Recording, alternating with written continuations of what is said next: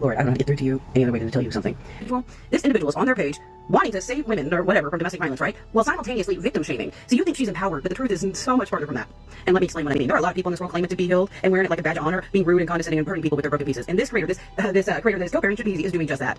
I have her in my DMs telling me that she feels empowered going after these people when I just tried to other than fight with every person on the damn TikTok. And while I can understand as someone who's seeing 3-minute clips of me, that that's what you think I am doing, but this person was a mutual of mine who's already been condescending and rude and hateful to me, where I point that they've had to ask for my forgiveness.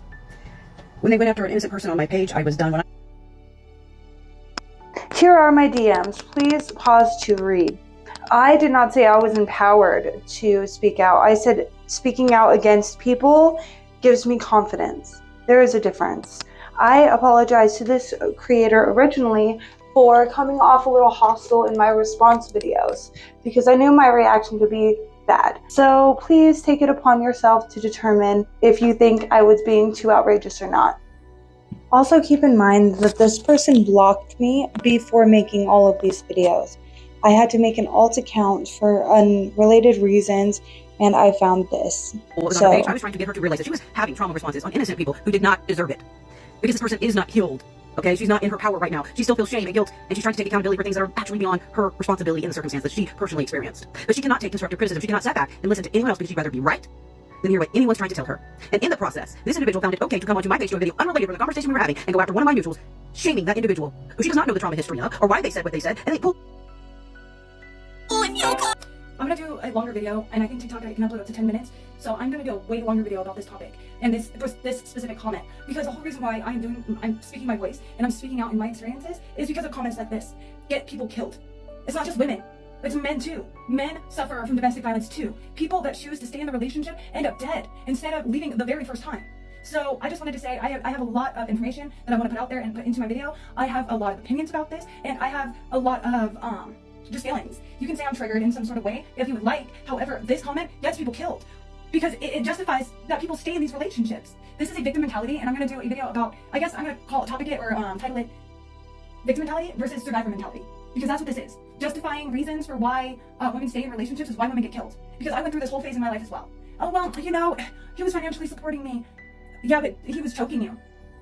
But he was slapping you. But he was verbally abusive every day. You don't think that you're worth somebody else that wouldn't do those things to you? If you need finances, there are so many options. If you feel like you don't have a support system, call the hotline. My God, do not make excuses for why people stay. It is not common sense. It is not common sense because I am trying to teach. Or if it is common sense, I'm trying to break that cycle, honey. Because it shouldn't be common sense to allow somebody to hit you over just because he has money. Because there are people out there that wouldn't do that wouldn't hit you and will financially support you. Yeah, it might be hard for a little while you process through all of it, but I would much rather go through all of that process again than end up dead. I would much rather watch all of my shit get thrown into the yard than end up being asphyxiated by this man. Do you understand? Do not spread this. This is actually harmful. That I wanted to talk about. You will never change my mind. I'm sorry, stop trying to rationalize reasons for staying in an abusive relationship. This kind of comment will absolutely get people killed, and I am very passionate about this subject. If I'm wrong, Dr. Phil's wrong. If I'm wrong, Robin's wrong. If I'm wrong, then a lot of psychologists are fucking wrong. So with this whole taking accountability for your actions thing, I'm raising 2 young women. If they were to come to me in a relationship when they're older and they say, Mom, he hit me. Mom, he degraded me. Mom, he did all of these bad things to me. I go, okay, you need to leave. Here's the options.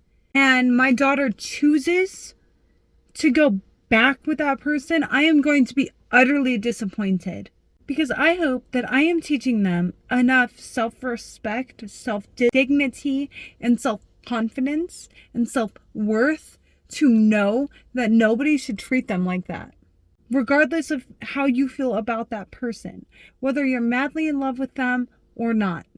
Do you think it's okay for me to ask my daughter why she chooses to be with this person, knowing that they do not have her best interest in mind? Or do you think that I would be victim blaming?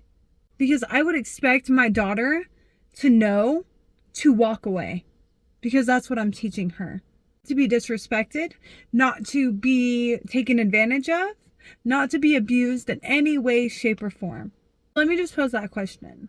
How do you tell your daughter who refuses, or son your child that refuses to stop seeing the abuser, how imperative it is.